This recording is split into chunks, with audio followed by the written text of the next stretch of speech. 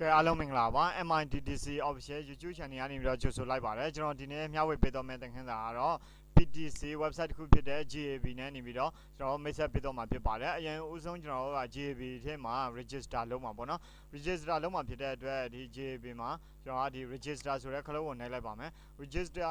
ခလုံးကိုနှိပ်လိုက်တဲ့အခါကျတော့ full name ပေါ့နော် full name ကကြတော့ကိုရဲ့နာမည်အရင်ကိုကျွန်တော်တို့ကထည့်ပေးရမှာဖြစ်ပါတယ်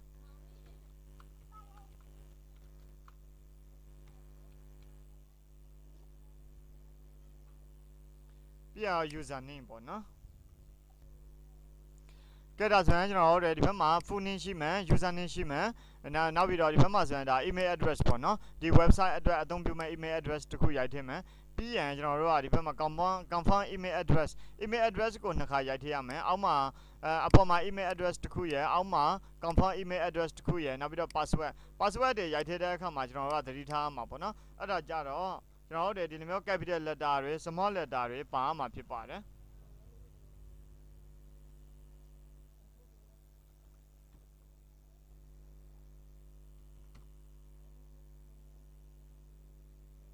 ကဲပြီးရင်အပေါ်က password ကိုအောက်မှာပြန်ရိုက်ထည့်ရမှာဖြစ်ပါတယ်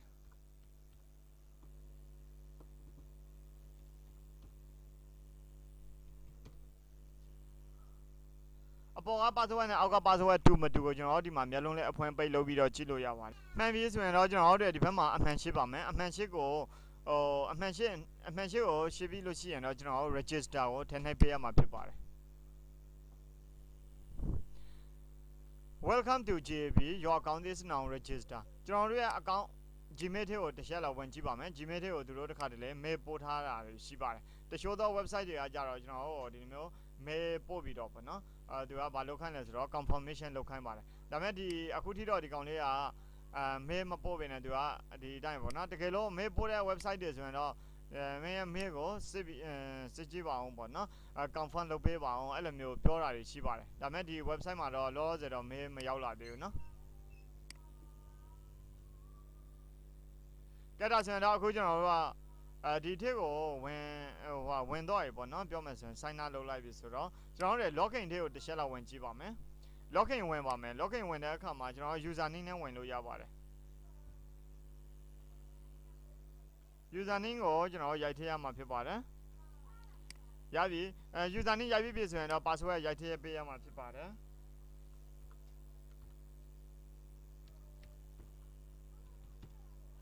password ရိုက်ထည့်ပြီးရင်တော့ကျွန်တော်အပေါ်မှာမြင်တွေ့နေရတဲ့ character ကိုရိုက်ထည့်ပေးရမှာဖြစ်ပါတယ်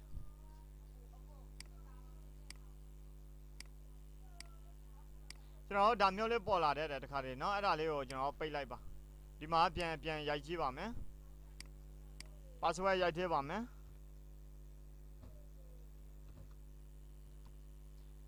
ပြီးရင်တော့ကျွန်တော်တို့ဒီစာလုံးလေးတွေကိုကျွန်တော်ရိုက်ထည့်ပေးရမှာဖြစ်ပါတယ် RPN YK RPN YK ပေါ့နော်ပြီးရင်တော့ login ပေါ့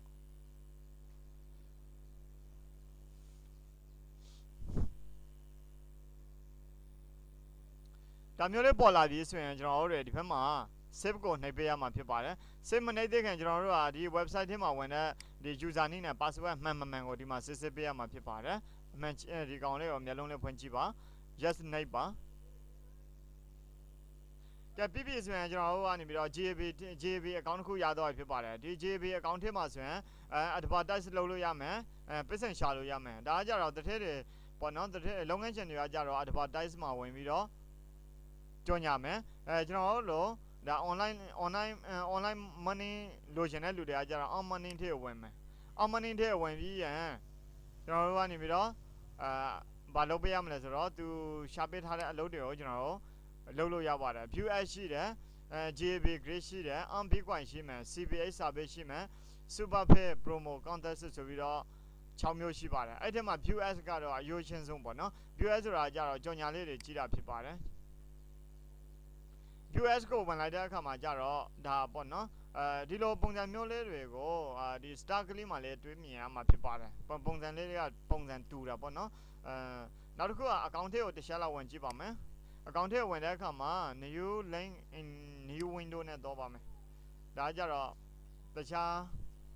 account ထဲမှာဝင်ကြည့်တာပေါ့နော်ဒါလေးကြတော့ ဒါမျိုးလေးတွေဝင်ကြည့်လို့ရတယ်ကျွန်တော်တို့နောက်ထပ်တစ်ခုက open link in a new tab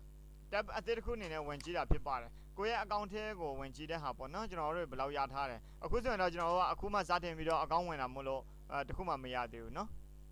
အဲ့လိုဆိုရင်ဒီဘက်ကိုလာကြည့်တဲ့အခါမှာကြတော့ကျွန်တော်တို့အလုပ်တွေကတော့ကြတော့ဒါဒီအလုပ်လေးတွေဖြစ်ပါတယ်ဒီမှာသူ daily ads ပေါ့နော်နေ့စဉ်ကြော်ညာလေးတွေကကြတော့1 2 3 4 5 6 7 8 9 10ပေါ့နော်6ခုရှိမယ်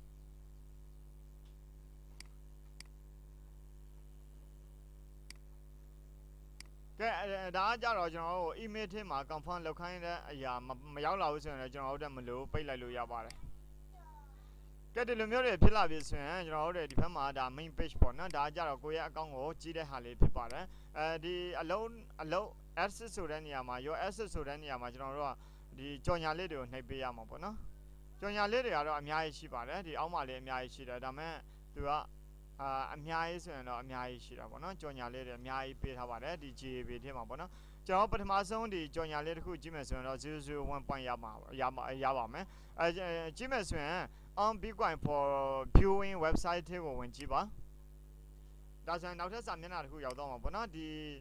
account ကိုကျွန်တော်ဒီအရှိတ်ဘက်မှာပဲရွှေ့ထားလိုက်မယ်ကျွန်တော်လက်တွေ့ပြလို့ရအောင်အတွက်နော်ဒီဘက်ကိုရောက်တဲ့အခါမှာဒီလိုမျိုး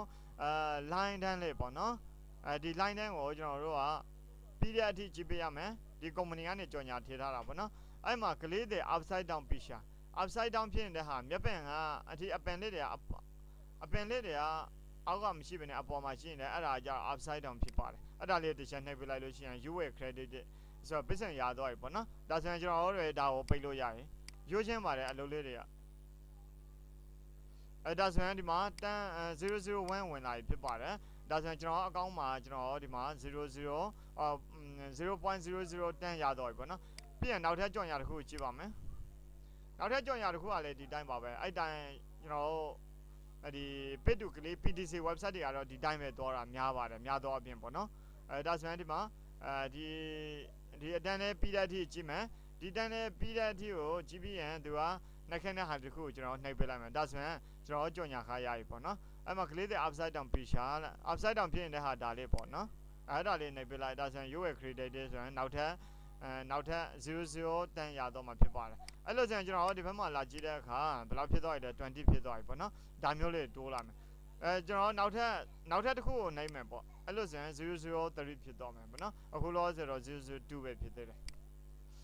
ဒါလေးကိုကျွန်တော်ပြည့်တဲ့အထိကိုကြည့်မယ်ဒါအကုန်လုံးကိုကျွန်တော်နမူနာလေးနှိပ်ပြတော့မှာနော်လက်တွေ့အနေနဲ့ကဲဒါလေးပြည့်တဲ့အထိကိုစောင်းမယ်စောင်းပြီးရင်ကျွန်တော်တို့သူနှိပ်ခိုင်းတဲ့ဟာလေးကိုနှိပ်ပေးမယ်ဒီလိုမျိုးဖြစ်နေပြီဆိုရင်အပေါ်ကဟာလေးနှိပ်လိုက်မယ်ရပြီပြီးရင်နောက်ထပ်ကြော်ညာတစ်ခုကိုကြည့်ပါမယ်နောက်ထပ်ကြော်ညာကလည်းဒီတိုင်းပါပဲ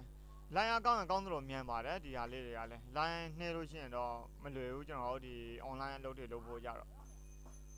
အချိန်ကုန်တာပေါ့နော်ကဲဒါလေးပြည့်တဲ့အထိကိုစောင်းမယ်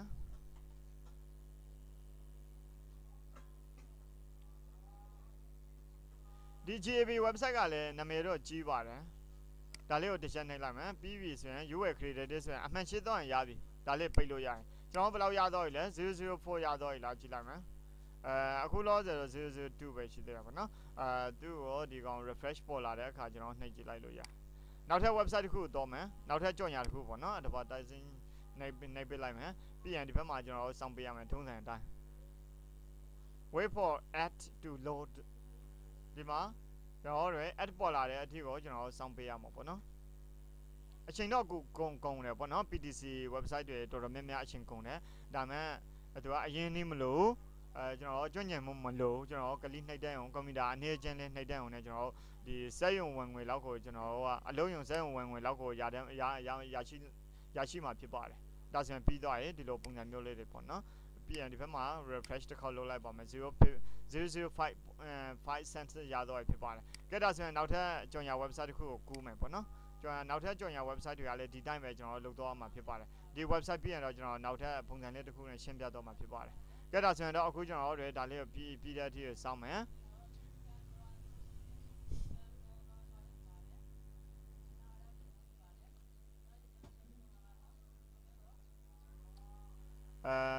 outside ရပြီဒါဆိုရင်ကျွန်တော်ကဒါနမူနာလေးတွေလုပ်ပြတာမလို့ပေါ့နော်ကျွန်တော်ကနောက်ထပ်ကောဒီအထက်မှာပါတယ်ရှိသေးလဲအောက်မင်းတဲ့ဝင်မှ view access ရှိမှGAB grade ဆိုတာရှိတယ်ပေါ့နော် GAB grade ကိုတစ်ချက်ဝင်ကြည့်လိုက်ပါမယ်ဒီဘက်မှာကျွန်တော်တို့006ရတော့မှာပေါ့နော်ဒီဘက်မှာဆိုတော့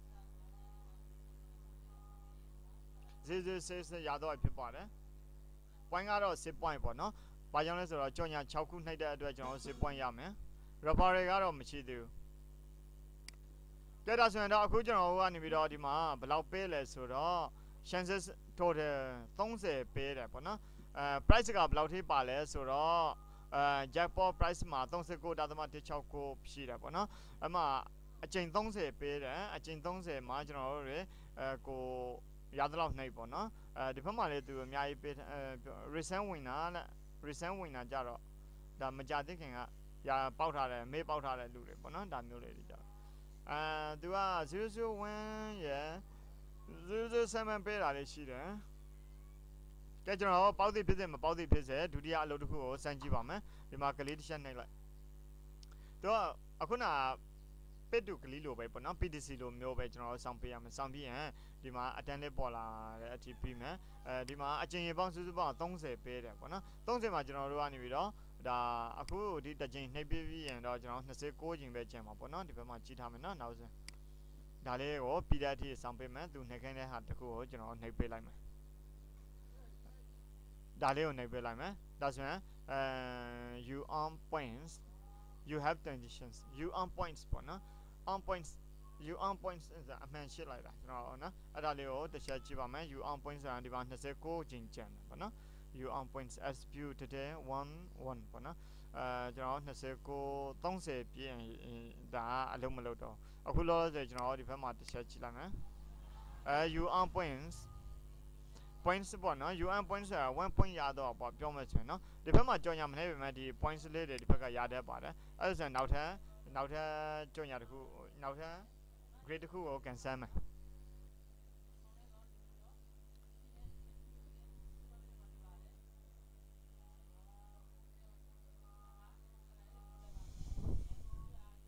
ဒီ website ကတော့ရှင်းပါတယ်မစိုးလို့ပြောလို့ရတာပေါ့နော်အရင်ဟိုဟာကြော်ညာလေးတွေကလည်းအတော်အရင်ကြာလာတော့မဟုတ်ကျွန်တော်တို့ဒီဘက်မှာဆို you on points နောက်ထပ် point တစ်ခုရတော့နော်7 point ကနေ8 point ဖြစ်သွားမယ်အခုဒါဒီ line ထစ်နေလို့နော်ဒါဆိုရင်ကျွန်တော်တို့ကဒီဘက်ကပြီးသွားနော်နောက်ထပ်ဒီမှာဆို28ခုပဲကျန်တော့ပေါ့နော်ကျွန်တော်နိုင်ထားတာမရှိသေးဘူးနိုင်ထားတာရှိလို့ရှိရင်ဒီမှာသူပြပေးတယ်ဘယ်လောက်နိုင်တော့ပေါ့နော်ကဲဒါဆိုရင်နောက်ထပ်ကြော်ညာတွေတစ်ခုကိုကျွန်တော်နှိပ်လိုက်မယ်grade တစ်ခုနှိပ်လိုက်မယ်အခုဆိုတော့ကျွန်တော်ဒီထဲမှာ grade နှိပ်ထားတာ3ခုရှိ2ခုအခုတစ်ခါနှိပ်ထားတာကြတော့3ခုမြောက်ပေါ့နော်ကဲဒါဆိုရင်တော့ဒီဘက်မှာကျွန်တော်ကြည့်မယ်ဒီတစ်ခါမေးပေါက်မလားပေါ့နော်သူက cancel mail လေးတွေဖောက်ရတဲ့ပုံစံမျိုးဖြစ်ပါတယ်ဒါဆိုရင်သူနှိပ်ခိုင်းတဲ့ဟာလေးတစ်ခုနှိပ်လိုက်မယ်လွှဲပါတယ်သူကဒါဆိုရင် you on points ကျွန်တော်တို့နောက်ထပ် point တစ်ခု3 point က3ခုဖြစ်သွားပြီပေါ့နော်ကျွန်တော်တစ်ခေါက်နှိုက်လို့ရှိရင်1 point တစ်ခေါက်နှိုက်လို့ရှိရင်1 point နော်refresh နှိုက်လိုက် refresh နဲ့9 point ဖြစ်သွားပြီနော်ကဲဒါဆိုရင်တော့ဒီ website ကတော့ကျွန်တော်တို့နောက်ထပ်ဒုတိယအလုပ်တစ်ခုကကြတော့ခုနကဒီ GAB grade ဆိုတဲ့ဟာလေးပေါ့နော် GAB grade ရယ် views ရယ် on bitcoin ရယ်super pay ရယ် promo contest ရယ်ဆိုပြီးတော့လည်းရှိပါတယ် on bitcoin ဆိုတာ bitcoin လေးတွေကျွန်တော်ရရှိတဲ့အခွင့်အရေးတွေဘယ်လိုမျိုးလဲဆိုတာကျွန်တော်ကြည့်ရအောင်ဒီနေရာမှာသူနှိပ်ခိုင်းတဲ့ဟာလေးတစ်ခုနှိပ်ပေးမယ်ဒါဆိုရင်သူရွေးခိုင်းတဲ့ဟာလေးတွေရွေးပေးမယ် low band 2ပေါ့နော် low band 2ကဘယ်ဖြစ်မလဲ low band 2ဒါလေးတွေ low band 2တော့ပိုင်နေမယ်ပြီးရင်နောက်ထပ်ဒီမှာသူနှိပ်ခိုင်းတဲ့ဟာလေးတွေဆက်နှိပ်ပေးမယ်ရပြီပြီးဆိုရင်တော့သူက redirecting လာမယ်တဆင့်ပေါ့နော်အဲ့မှာသူဒါလေးဝင်ခိုင်းတာပေါ့နော်ကျွန်တော်တို့ကဒါကျွန်တော်ဝင်ပြီးသားဖြစ်နေတဲ့အတွက်ကျွန်တော်အနေနဲ့ဝင်လို့ရမှာမဟုတ် MITDC website တွေသူကဝင်ခိုင်းတာပေါ့နော်ဒါဆိုရင်ကျွန်တော်ဒီကောင်လေးကိုလောလောဆယ်ပိတ်လိုက်မယ်ဒီဘက်ကဟာလေးလောလောဆယ်ပိတ်လိုက်မယ်ရေးပြီးတစ်ချက်ပြန်နိုင်မယ် refresh လုပ်မယ် point ကဲပြန်ပြီးတော့ဒီဘက်လာမယ်တော့ဒီဘက်လာပြီးရင်အခုနon bitcoin ထဲကိုတော့မယ် Bitcoin ဆိုတာကြတော့သူကဒါလေးကြော်ညာတစ်ခုပဲသူကဒီ Bitcoin ရတဲ့ website တွေကိုသူကညွှန်ပေးတာပေါ့နော်အဲ့လိုဆိုရင်အဲ့ဒီထဲမှာဝင်လို့ရှင်လေးလို့ပေါ့အဲ့လိုသဘောမျိုးပဲဖြစ်ပါတယ်ဒါဆိုရင်အဓိကတော့ကျွန်တော်ရိုးရှင်းရှင်းလေး US ကိုတော့ US မှာဆိုရင်တော့ကျွန်တော်တို့ဒီကြော်ညာ website တွေကိုရှိသမျှကြော်ညာ website တွေအကုန်လုံး live ပြီးတော့နှိပ်ပြီးတော့ကျွန်တော်တို့ကဒါဒေါ်လာရှာမယ်ပေါ့နော်ဒီပုံစံလေးနဲ့ကျွန်တော်တို့တော်လို့ရတယ်ဒါပေမဲ့အနေချင်းသူကကြော်ညာခါတွေတော့တော်တော်နည်းပါတယ်ဒီနေ့မှသူကဒေါ်လာဝက်လောက်ပဲရနိုင်မယ်အနေထားလေးတွေရှိတာပေါ့နော်ကဲဒါဆိုရင်တော့ကျွန်တော်တို့ဒါဒီ website တစ်ခု GAB ဆိုတဲ့ website တစ်ခုကဆိုကြပါစို့ကျွန်တော်တို့တလားမှာ$10ရမယ်ဆိုရင်တခြား website လေးတွေအများကြီးရှိတာပေါ့နော်အဲ့လိုမျိုးတွေကျွန်တော် website ပေါင်းရာနဲ့ရှိပြီးတော့ pay to click website တွေကိုကျွန်တော်နှိပ်ပေးလို့ရတယ်ဒါဆိုရင်ဒေါ်လာတွေဝင်အိမ်မှာနေရတဲ့ဒေါ်လာတွေဝင်နိုင်တဲ့နည်းလမ်းတွေပဲဖြစ်ပါတယ်ကဲဒါဆိုရင်တော့ကျွန်တော်တို့က GAB website ထဲမှာကျွန်တော်တို့ကနေပြီးတော့GAB website ထဲမှာပတ်စံရနိုင်တဲ့နည်းလမ်းလေးကိုသိပြီဆိုတော့ကျွန်တော်ရဲ့ video description အောက်မှာကျွန်တော်ဒီ GAB ရဲ့referral link ကိုကျွန်တော်ရှာထားပေးမှာဖြစ်ပါတယ်အဲ့ဒီကနေပြီးတော့ဝင်ပြီးတော့ကျွန်တော်တို့အခုနကကျွန်တော်လုပ်တော့တဲ့ sign up လုပ်တဲ့ပုံစံမျိုးအတိုင်းကို sign up ဝင်လုပ်မယ်ကြော်ညာလေးတွေနှိပ်မယ်ပြီးတော့ဒီ GAB grade ကို GAB grade မှာကျွန်တော် cancel မယ်အားလုံးပဲကျေးဇူးတင်ပါတယ်နောက်ထပ် video သင်ခန်းစာဖိုင်မှာပြန်လည်ဆုံတွေ့ရပါမယ်ခင်ဗျာ